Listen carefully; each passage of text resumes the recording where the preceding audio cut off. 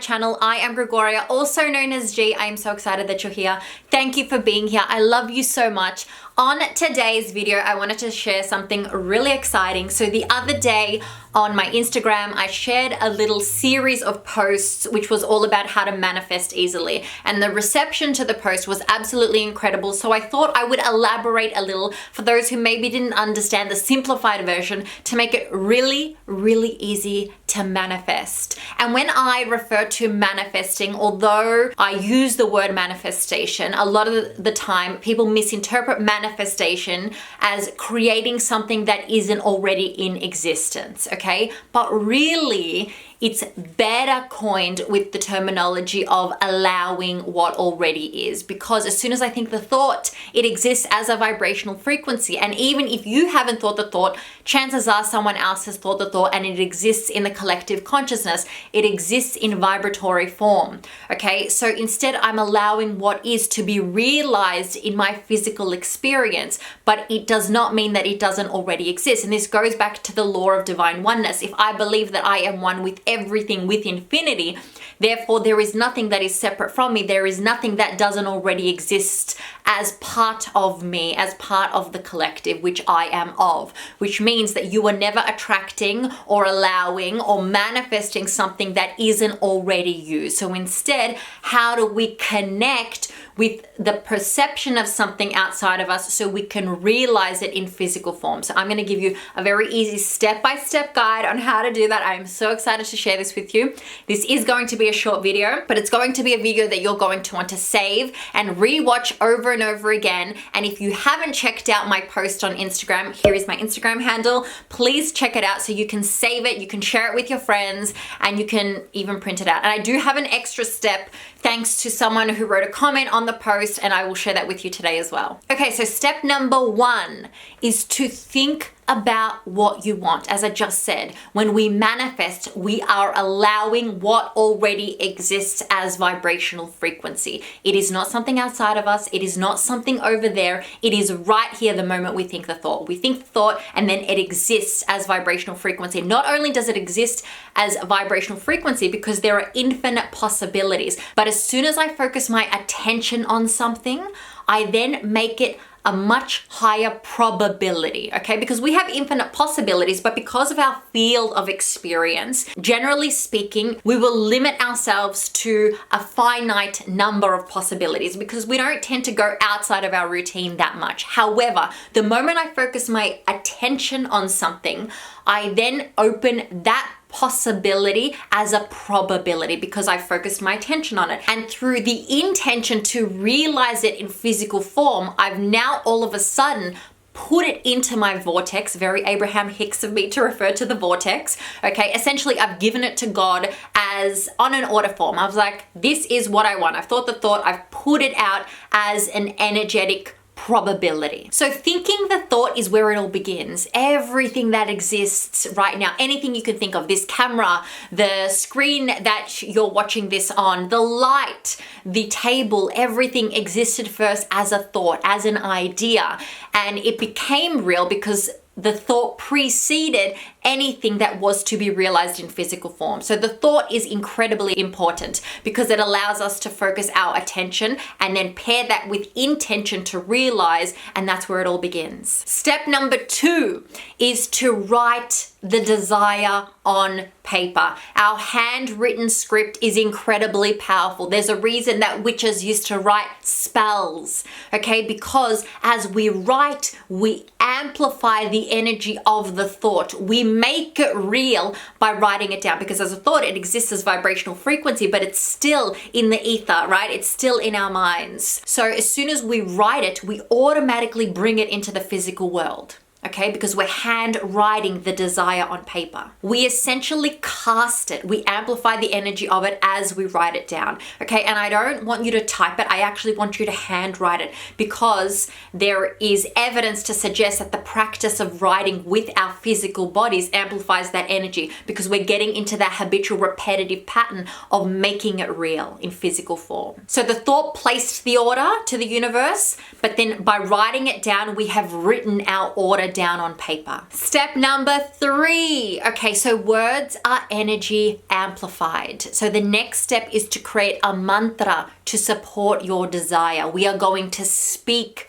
the words out into the physical plane in order to make them even more powerful. And we're going to speak them loud and with conviction and feeling. We're going to feel the desire out loud. So as I say it, I feel it. And if when I say it or I speak it, I start to feel resistance or discord, that says to me that I have work to do in order to align with that desire. But if I can say it with complete conviction and believe that it is already so, then I'm already in alignment with it. But if there is some discomfort when I speak it out loud, like it doesn't feel real, then I know where my work is to be done. I need to align with it. So when I speak it, I no longer feel that discord or this detachment to the experience. So basically the process I'm outlining, we use different vibrational frequencies to align with our desire. In this case, we're using sound frequency. And we do this to cast and align with our desire. So creating a mantra, for example, let's say I wanted to manifest, I wrote down, I thought the idea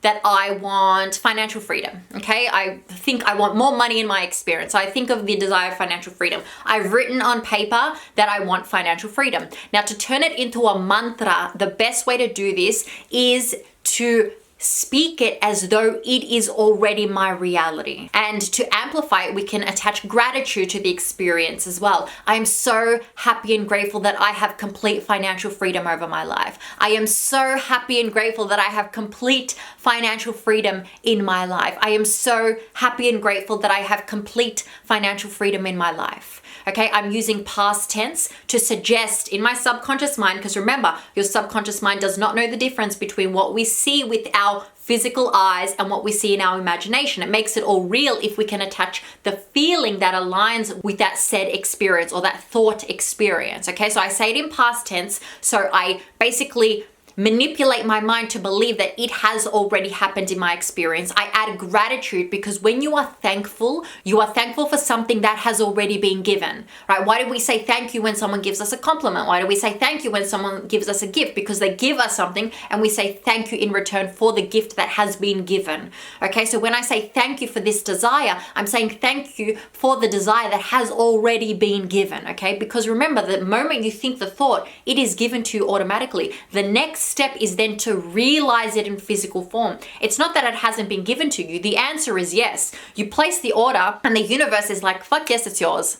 All right, no delay. There is no delay. As soon as I offer the thought with no conflicting energy to suggest that I don't want it, right? If I offer the thought just in pure form as though it were real, the universe says yes to me, okay? So as I speak it with conviction in past tense and with gratitude, I'm all of a sudden amplifying the energy that it is already so, because gratitude suggests that it has already been given. Past tense suggests that it has already been given, and then I'm basically describing my desire. So I am so happy and grateful that I have financial freedom in my experience. Or I am so happy and grateful that I have welcomed financial freedom into my experience. That's better with past tense. Step number 4, one of my favorite activities ever in the whole universe, is to visualize. Visualizing is incredibly important. It is such a sacred practice. It's something that I practice on the daily. I love to visualize. You know, and there's obviously a spectrum of visualization. You can get on the way end over there where you visualize too much and you live in fantasy land and you don't come back down to earth to actually take any intuitive action,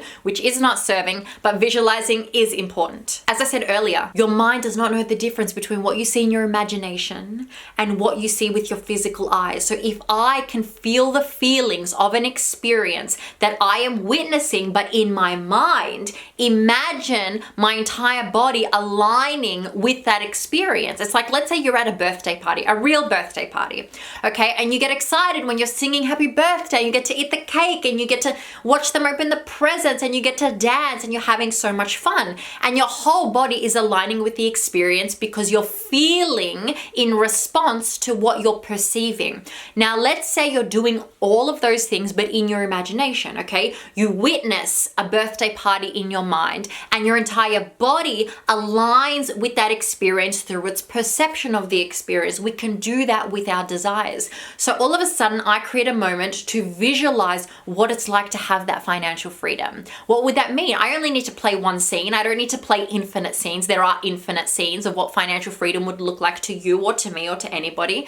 But instead, I'm just going to observe one particular scene and I'm going to feel the experience. So let's say, something that you've always wanted. Let's say you have complete financial freedom and one thing you've always wanted to do is take your entire family out to some bougie restaurant and shout everyone this incredible dinner with lots of beautiful wine and friends and all the things in between.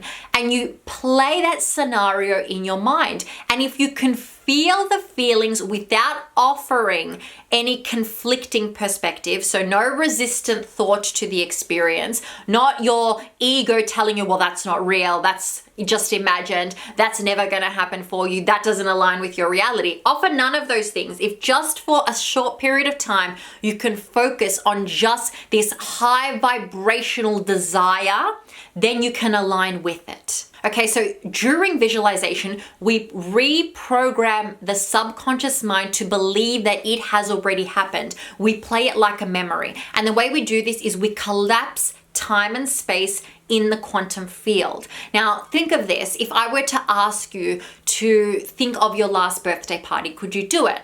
All right, you could do it. You could think of the past. Now, how do you know it's happened? Is it happening right now? It's not happening right now, but your memory and your playback of certain scenes tells you that it has happened. And it feels very real. You can relive some of the experiences. You can relive some of the joy of opening up certain presents. You can relive the joy of eating that cake. You can relive the joy of blowing out the candle. You can relive the joy of embracing in a hug with a friend. You can relive some of those experiences. So if I can make the past real in the present, why could I not also make the future real in the present? Because time is not linear. Time is more like a circle, right? So why couldn't I make that real now? And the same way I made the past real through reliving the experience in my mind and embodying the feeling I felt then right now, could I not do the same with the future? I pre-live the experience in my mind and I feel the feeling, or I embody the feeling I would experience then now, and therefore making it real in the present moment. So we're working from the quantum field when we're visualizing. Now, how visualization works best is to get ourselves into a theta state, a theta brainwave state, okay? So if you're not feeling good, don't go and visualize. You want to get yourself into a really high vibration first, okay? So maybe do a short meditation to really start to soften any resistance you're feeling, to release some of your conscious thoughts, to get yourself into a more meditative state. And once you're there, you then embark on your visualization journey. Now, it doesn't have to be a long experience. It's actually probably better if it's shorter, because the shorter the visualization practice, the less chance there is of offering a resistant thought, okay? So I like to keep my visualization practices, no more than 5 to 10 minutes long. Even that sometimes is too much. So even like 68 seconds, which is an Abraham Hicks technique on if you can think a thought for 68 seconds or 4 times 17 seconds with no resistant thought, then you begin the momentum of it, okay? So it doesn't have to be a long practice, but it is incredibly important.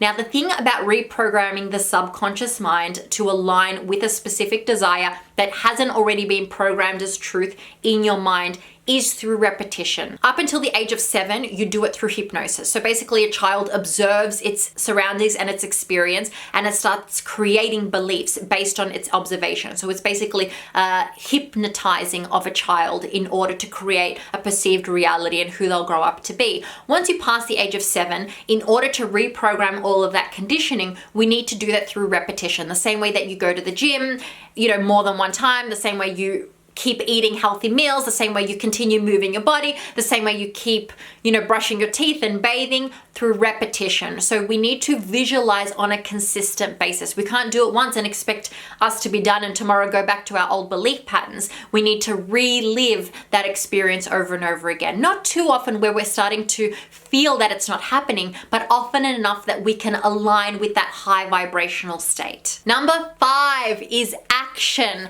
Action is energy in motion. We can't just sit on our bed and visualize and expect it all to be done. It doesn't work like that. That's not what the universe wants. The universe wants us to take physical action. Energy is designed to move. It does not want to stay stagnant. It does not want to stay in place. It wants to move. It wants to move. Now, how would you act if you believed that your desire was already confirmed, that the order had been placed, you got the confirmation form, you got that confirmation email, and all of a sudden you know it's on its way to you? How would you act then?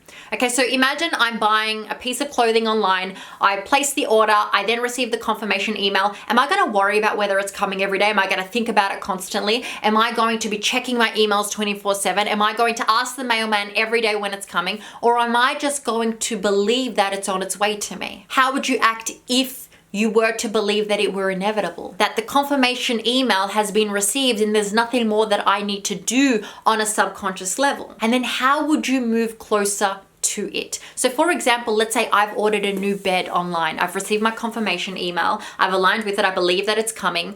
If I don't have room in my house for the new bed, then it doesn't fit in my experience. So what I would start to do is I would start to clear space, physical space in my house to make sure I have room for the new bed, okay? If I've placed the order for my book to be world famous, I need to start making both energetic and physical space for that experience to be realized in my experience. Otherwise, there's no room for it to come into my experience, because if I do not take action in order to allow space for it to come, then there's a part of me that still doesn't believe it's coming. So I need to move towards it. And as I move towards it, it's moving towards me. Intuitive action supersedes resistant action, okay? Lots of people move, and what they do is they run on a treadmill very fast, going nowhere, okay? Instead, I want you to really tap in. You'll get that intuitive nudge coming from an aligned place to tell you to call a certain person or write a certain post or connect with a certain person online. And all of a sudden, one thing leads to another, and that chain of events will bring you things even faster than you could have possibly imagined. Now, here's the thing about connecting the dots. It's really easy to connect the dots with things that have happened, and it's really hard to connect the dots with things that are yet to happen. Okay, so I don't want you to think of how it will manifest. Instead, I just want you to take action. You cannot get it wrong. My favorite analogy for this is a navman. So let's say you want to go somewhere. What do? You put in the destination in your navigation system, and it doesn't matter how many wrong turns you take, it will always redirect you. Imagine that as your path to your desires. You cannot get it wrong if you're taking intuitive action. If you're taking action that isn't intuitive, that is more resistant, you will still get there. It will just take longer. Okay, so the more you can tap in and really listen to the intuitive guidance. I have videos on intuition on my YouTube channel, so check them out. If you are unsure about what intuition is, please check them out.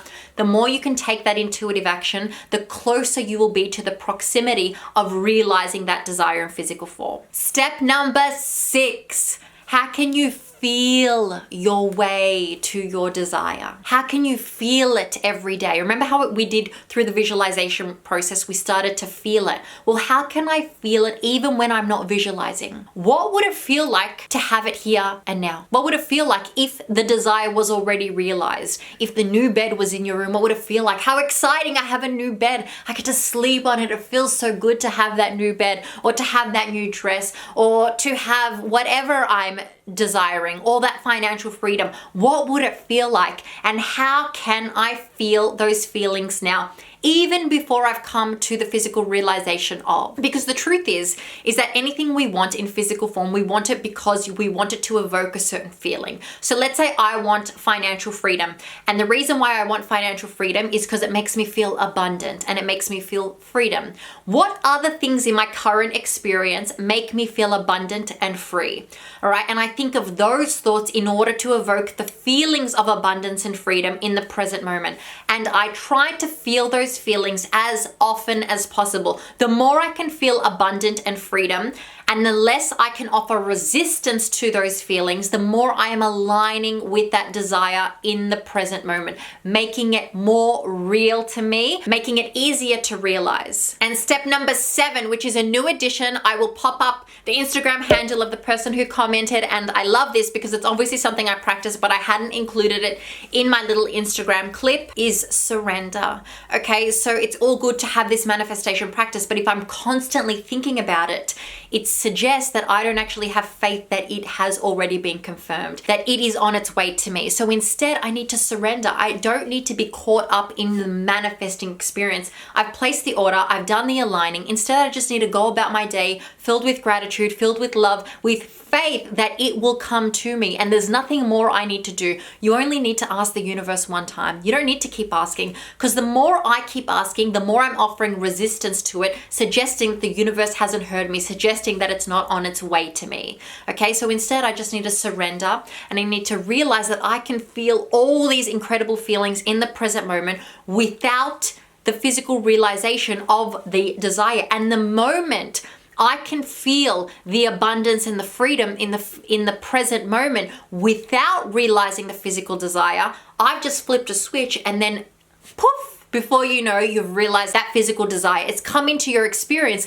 without you even knowing. And it's funny because it's like quite ironic that the moment I let go of needing it or wanting it, it comes into my experience, but that's how it works. We do the manifesting, we use the laws of the universe, in particular the law of attraction, and then we surrender, believing that it's already so, being present in the moment, being filled with gratitude for the life experience that I have right now, not needing to be somewhere over there, and just being here and now. And the moment I'm here and now, there it is, right in front of me, as though it were always there, which it was, which it is. It's all already yours. I love you so much. Thank you for being here. If you want a little bit more of a pep talk or something to just raise that vibration before you do a visualization practice, I have a free Positivity Rampage. Links are in the description box below. It is free, so access it and use it as often as possible. I have some people that message me every day saying, I listen to your Positivity Rampage every day, and it always makes me feel great. And if you have not yet already, please like this video, share it with your friends, make sure you save the video and subscribe to my channel. It helps me so much if you subscribe to this channel, because I do want to grow this platform so I can be sharing even more content like this that is serving and for the highest good of everyone involved. I love you so much. Thank you for being here, and I will see you next week on another video.